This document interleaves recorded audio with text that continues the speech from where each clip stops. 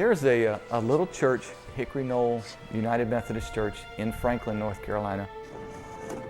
And they want to put a tree on the wall as a memorial to the old founding fathers and other members of the church. So they contacted me and asked me about building this, and I was excited about the idea. I just love building things. And I had always seen people who were artists that had done things, and I thought to myself, like a lot of people said, well, I could do that. And I finally realized that the difference between an artist and a person who's not an artist, among other things, is that artists are doing it. So I bought a small welder at a yard sale for $20. And I sat in the front yard with that welder until I learned how to make it weld. And little by little, I started building other things, getting better equipment. And finally, I made a piece that was allowed to move into the house. And when the wife says it's good enough to come in the house, I knew I'd arrived. I do a lot of things that reflect nature. And I think part of that may be because there are no rules in nature. You know, if it's not straight, it doesn't have to be straight. It wasn't supposed to be straight. But I love that natural look, and then you freeze it in steel. And you can bring it in the house and you have something that looks natural, has those beautiful curves. I just love sweeping curves and arches and things like that. And I think art should be something that can be used as well as something that can just be looked at. Some people don't feel that it's true art if it has a purpose.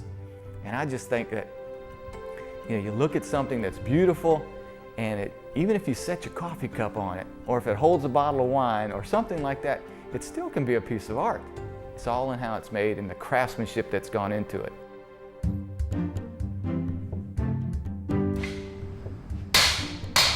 It may just be drawing a picture, it may be watching something that was visually interesting or something, but every day I have to do something artistic and to try to make something beautiful.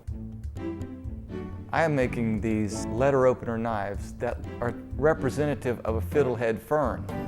So I needed to have steel, have it heated up so that I could curl these fiddleheads and could stamp the shapes into them and things like that. So I built a small forge. We took a flat sheet of steel and had it folded as if it were making a box, lined it with ceramic insulation, built the jets that go into the top of it. It's a propane forge. And probably gets to about 2,000 degrees. Working with hot steel is always a fascinating process.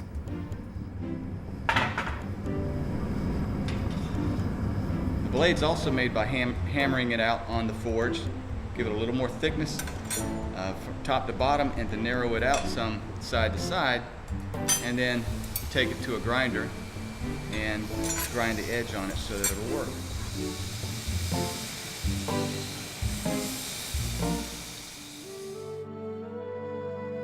This is a Celtic Cross that I made for a good friend of ours whose husband went to Ireland and fell in love with this concept and these designs that he saw in Ireland. He came back and was talking to her about it, and she thought it would make a good Christmas present. The braiding of the lines is what makes that Celtic Cross signature.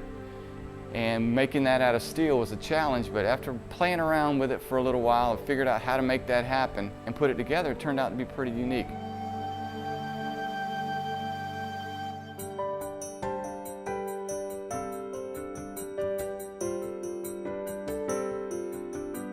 This is an example of a large-scale project that I'm doing as a driveway gate for a contractor here in Jacksonville.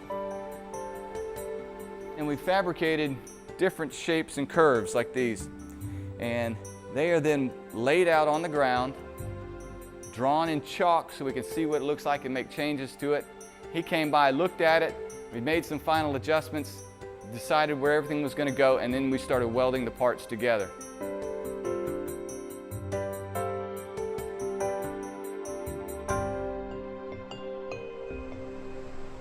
This is the memorial tree for Hickory Knoll United Methodist Church in Franklin, North Carolina. She just basically said, we need, how many leaves? And I said, how many do you want? And She came up with a number 250. And I'm like, oh, geez, that's a lot of work.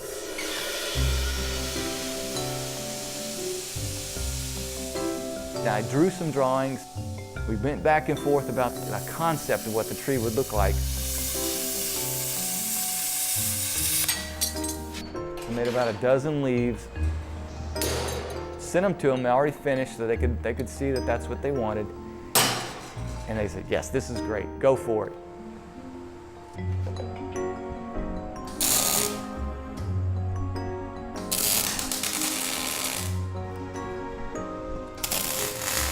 I started forming the trunk and forming the branches and attaching the leaves, and it just, kind of grew as it went along.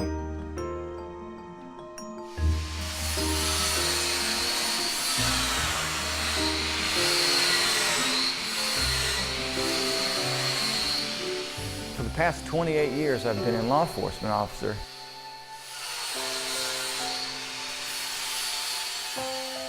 The reward I have as a law enforcement officer is to know that you've protected someone, you maybe have made their life better, but you've dealt with them in a crisis situation. It's kind of a hollow victory.